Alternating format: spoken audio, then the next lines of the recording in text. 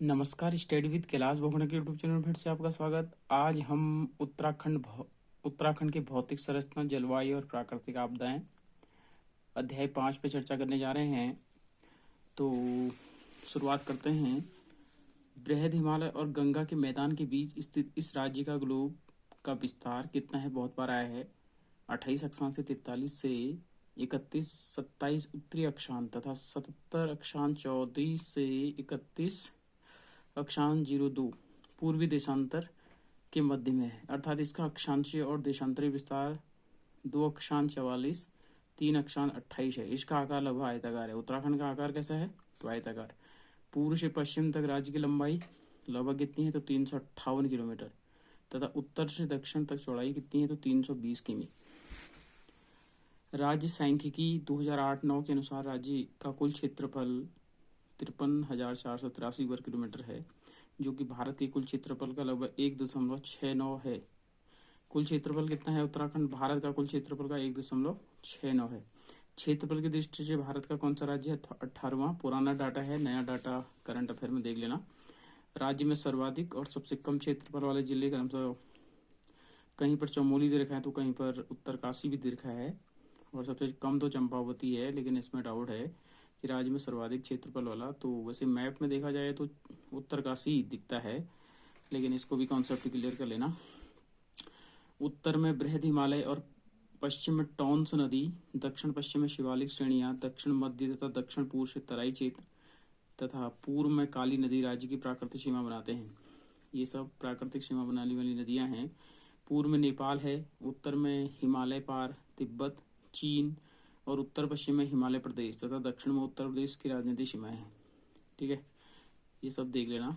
उसके बाद आता है राज्य की पूर्वी और उत्तरी सीमा अंतर्राष्ट्रीय है, जो कि सामरिक दृष्टि से अति संवेदनशील है। राज्य के 3 जिले पिथौरागढ़, चंपावत, उधम सिंह नगर नेपाल से कितने जिले इस सीमा बनाते हैं? तो 3, पिथौरागढ़, चंपावत, उधम सिंह नगर।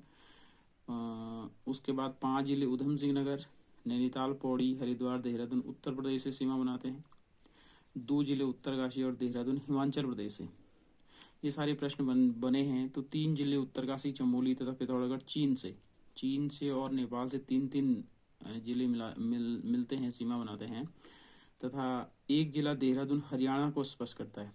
हरियाणा को सिर्फ कौन करता है? देहरादून। ठीक है, ये सारे प्रश्न बने हैं आपके टेस्टों में, तो जरूर इनको फोकस करें कि कौन सा कितने जिलों को स्पर्श करता है। राज्य के सबसे उत्तरी और दक्षिणी जिले देख लेते हैं। क्रमशः उत्तर में उत्तरकाशी और दक्षिण में उधम सिंह नगर, सबसे पूर्व में पिथौरागढ़ और पश्चिम में देहरादून।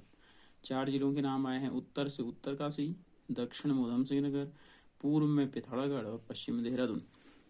पौड़ी जिले की सीमाएं राज्य के 7 जिलों नैनीताल, अल्मोड़ा, चमोली, रुद्रप्रयाग, टिहरी, देहरादून और हरिद्वार को स्पर्श करती है। पौड़ी जिले मतलब राज्य में कौन सा जिला ऐसा है जो 7 जिलों को स्पर्श करता है? तो पौड़ी। चमोली तो अल्मोड़ा की सीमाएं 6 जिलों को स्पर्श करती है। देहरादून की 4 जिले हरिद्वार, पौड़ी, टिहरी, गढ़वाल और उत्तरकाशी को स्पर्श करती है। राज्य में केवल 4 जिले टिहरी, रुद्रप्रयाग, बागेश्वर, अल्मोड़ा ऐसे जिले हैं जिनकी किसी अन्य राज्य या देश से सीमा नहीं लगती, अर्थात ये पूर्ण आंतरिक जिले हैं। प्रश्न बना है कि पूर्ण आंतरिक जिले कितने हैं? तो 4 ये हैं, टिहरी, रुद्रप्रयाग, बागेश्वर, अल्मोड़ा। सर्वाधिक लंबे अंतर्राष्ट्रीय सीमा वाला जिला या नेपाल से सर्वाधिक सीमा रेखा वाला जिला? तो पिथौरागढ़। ये भी प्रश्न बना है। चीन से भी सर्वाधिक सीमा रेखा वाला जिला पिथौरागढ़ है। हिमालयी राज्य की अवधारणा देख लेते हैं। देश के समग्र विकास के लिए चलाई जा रही योजनाओं के क्रियान्वयन के दौरान यह महसूस किया गया है कि मैदानी क्षेत्रों की अपेक्षा पर्वतीय क्षेत्र विकास की दौड़ में पिछड़ रहे हैं। जब इसके कारणों की तलाश की गई तो पाया गया है कि व्यवहारिक दृष्टि से पर्वतीय क्षेत्र का विकास अपेक्षाकृत कठिन है, क्योंकि दोनों क्षेत्रों के विकास की मूल आवश्यकताएं, प्राथमिकताएं, आधार, मानक तथा विकास की समझ भिन्न है। इन क्षेत्रों की भौगोलिक, आर्थिक, संसाधनिक, भाषाई तथा सामाजिक सांस्कृतिक संरचनाएं मैदानी क्षेत्रों से भिन्न है। तो धीरे धीरे हिमालय के पर्वतीय क्षेत्रों के विकास के लिए एक पृथक क्षेत्र के रूप में स्वीकार किया जाने लगा और पर्वतीय हिमालयी राज्य की अवधारणा का जन्म हुआ। स्वतंत्रता के समय भारत में केवल एक ही स्वतंत्रता 1947 में कितने हिमालयी राज्य थे? सिर्फ एक था, जिसका नाम असम था। अक्टूबर 1947 में दूसरा हिमालयी राज्य जम्मू कश्मीर बना। 1966 में नागालैंड बना तीसरा हिमालयी राज्य, और इसी क्रम में उत्तराखंड को 11वां हिमालयी राज्य घोषित किया गया। सबसे पहले असम, दूसरा जम्मू कश्मीर, तीसरा नागालैंड और उत्तराखंड का हिमालय राज्यों में क्रम तो 11वां। बहुत बार प्रश्न आया है। अब भौगोलिक विस्तार देख लेते हैं, भौगोलिक विभाजन इसका देख लेते हैं।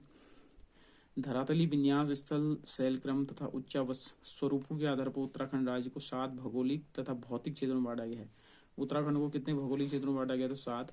गंगा का मैदानी क्षेत्र, दूसरा तराई या तरी वाला क्षेत्र, तीसरा भाबर, चौथा शिवालिक क्षेत्र, पांचवा दून या द्वार क्षेत्र, छठा लघु या मध्यम, सातवां बृहद या उच्च हिमालय क्षेत्र। गंगा का मैदानी क्षेत्र देख लेते हैं। सबसे पहला जो 7 भागों में बांटा गया तो गंगा का मैदानी क्षेत्र दक्षिण हरिद्वार का अधिकांश भाग गंगा के समतल मैदानी क्षेत्रों का एक हिस्सा है। यह क्षेत्र गंगा आदि नदियों द्वारा लाए गए महीन कणों वाले औषधि काफ मिट्टी, कीचड़ या बालू से निर्मित है। यहाँ के बाढ़ प्रवण क्षेत्रों में खादर या गैर बाढ़ वाले क्षेत्रों में बांगर प्रकार की मिट्टी पाई जाती है। यह क्षेत्र अत्यंत उपजाऊ है। यहाँ गन्ना, गेहूं, धान आदि मुख्य फसलें हैं। हरिद्वार के लश्कर, रुड़की आदि कस्बे इसी क्षेत्र में आते हैं। दूसरा तराई क्षेत्र, हरिद्वार में गंगा के मैदानी के तुरंत उत्तर और पौड़ी गढ़वाल, नैनीताल तथा उधम सिंह नगर के दक्षिणी किनारे के क्षेत्र को तराई कहा गया है। इस क्षेत्र की चौड़ाई 20 से 30 किमी है। गंगा के मैदान की भांति तराई क्षेत्रों की भूमि का भी निर्माण महीन कणों वाली अवसाद से हुआ है, लेकिन वर्षा अधिक होने तथा भूमि के दलदली होने के कारण इसे मैदानों से भिन्न है। इस क्षेत्र में पाताल तोड़ कुएं हैं। कहाँ है पाताल तोड़ कुएं? तो तराई क्षेत्रों में। इस क्षेत्र की उत्पादकता गंगा के मैदानों से कम नहीं है। यहाँ अधिक पानी चाहने वाले फसलें जैसे धान, गन्ना की खेती अच्छी होती है तराई में। इसके अलावा यहाँ गेहूं, आलू आदि भी की खेती होती है। औरंगाबाद, ज्वालापुर, सितारगंज, बाजपुर, काशीपुर, खटीमा, रुद्रपुर ये सब तराई क्षेत्र हैं। ठीक है। इस क्षेत्र में कुमाऊं और गढ़वाल के अलावा पंजाब, हरियाणा, बंगाल आदि राज्यों के लोग भी बसे हुए हैं। यहाँ की खेती क्या है? खेती पे ही निर्भर करते हैं। तीसरा क्षेत्र आता है भाबर क्षेत्र। तराई क्षेत्र के तुरंत उत्तर तथा शिवालिक क्रम की पहाड़ियों में 10 से 12 किलोमीटर चौड़ी पट्टी के रूप में पूर्व में उधम सिंह नगर से दक्षिण पश्चिम में देहरादून तक फैले क्षेत्रों को भाबर कहा गया है। इस क्षेत्र की भूमि ऊबड़ खाबड़ तथा मिट्टी, कंकड़, पत्थर, मोटे बालू से युक्त है। बहुत इंपॉर्टेंट है तीसरा जो है। ठीक है। चौथा आता है शिवालिक क्षेत्र। भाबर क्षेत्र के तुरंत उत्तर में स्थित पहाड़ियों को शिवालिक कहा जाता है। इसे बाह्य हिमालय या हिमालय का पाद भी कहा जाता है। बहुत बार आया है कि बाह्य हिमालय कैसे कहते हैं? शिवालिक। हिमालय का पाद कैसे कहते हैं? शिवालिक। यह पर्वत श्रेणी हिमालय के सबसे बाह्य दक्षिण छोर पर स्थित है। दक्षिण देहरादून, उत्तरी हरिद्वार, दक्षिणी टिहरी गढ़वाल, मध्यवर्ती पौड़ी, दक्षिणी अल्मोड़ा सब ये जिले किसमें आते हैं? शिवालिक क्षेत्रों में आते हैं। ठीक है। इनकी जो ऊंचाई है चोटियों की 700 से 1200 मीटर है। इस श्रेणी हिमालय का सबसे नवीन भाग है, जिसे 1.75 लाख से 3 करोड़ वर्ष पूर्व निर्मित है। नवीन भाग भी कहा गया है शिवालिक को। ठीक है। किस काल का है? तो मायोसीन से निम्न प्लास्टीन तक माना जाता है और इस कारण इसे जीवाश्म मिलते हैं। प्रश्न ये भी बना है कि किसमें जीवाश्म मिले हैं? तो शिवालिक श्रेणी में। यह इस क्षेत्र में भूस्खलन तथा भारी कटाव के कारण गहरी घाटियां पाई जाती हैं शिवालिक क्षेत्र में। ठीक है। ये सारे वृक्ष यहाँ पाए जाते हैं। शीशम, बुरांश, शाल, चीड़, देवदार ये सब शिवालिक क्षेत्रों में पाए जाते हैं। ठीक है। ये शिवालिक शब्द शिव और अलग शब्दों से मिलकर बना है, जिसका अर्थ है शिव की भौएं। ठीक है। उसके बाद आगे देखते हैं। खनिज की दृष्टि से यह क्षेत्र महत्वपूर्ण है। देहरादून के मंदारशु, बाड़कोट, ऋषिकेश के पास डोलोमाइट चट्टाने से चूने मिलते हैं, जिसका उपयोग सीमेंट बनाने में किया जाता है। बालू, संगमरमर जिसमें फास्फेटिक सेल आदि खनिज मिलते हैं इसमें। अब आता है 5वां द्वार है दून द्वार। यह क्षेत्र शिवालिक क्षेत्रों के उत्तर और मध्य हिमालय के दक्षिण अर्थात शिवालिक और मध्य हिमालय के बीच पाई जाने वाली प्राय 24 से 32 किमी चौड़ी चौरस क्षैतिज घाटियों को पश्चिम तथा मध्य भाग में दून तथा पूर्वी भाग द्वार कहा जाता है। देहरादून में कोठारी, चौखम, पतली कोठा ये राज्य के प्रमुख दून है। ठीक है। कोठारी, चौखम, पतली कोठा, पछुआ, पूर्वी चंदी, हर की दून ये क्या है? सब दून है, द्वार है। उसके बाद छठा आता है लघु या मध्य हिमालय क्षेत्र। ये चंपावत, पूर्वी चूर, नैनीताल, अल्मोड़ा, चमोली सब मध्य हिमालय में आते हैं। देखिए मध्य हिमालय, लघु हिमालय एक ही नाम है, ठीक है। 1200 से 4500 मीटर की ऊंचाई है इनमें। नाग, रीवा, मसूरी आदि इनकी प्रमुख श्रेणियां हैं, देखो। लघु हिमालय श्रेणी के पर्वत में जीवाश्म का बिल्कुल अभाव पाया जाता है। किस में जीवाश्म का अभाव? मध्य या लघु हिमालय में, जबकि शिवालिक में पाए जाते हैं। मध्य हिमालय का निर्माण वलित और कारियंती चट्टानों से हुआ है। प्री कैम्बियन तथा पैलियाजोलिक काल में चट्टानों से बनी हुई थी मध्यकाल। यहाँ क्या क्या पाया जाता है? देखो, स्लेट, चूना पत्थर, शैल, क्वार्टजाइट, नीस, ग्रेनाइट, ये सब पाया जाता है इसमें। अंतिम आता है बृहद या उच्च हिमालय क्षेत्र। यह क्षेत्र लघु हिमालय के उत्तर और उत्तराखंड के सबसे उत्तर में स्थित है। सबसे ऊंची चोटियां वाले इस पर्वत श्रेणी को बृहद या उच्च हिमालय, आंतरिक या बाह्य या मुख्य हिमालय कहा जाता है। प्राचीन ग्रंथों में से हिमाद्री हिमांचित होने के कारण भी कहा गया है ना।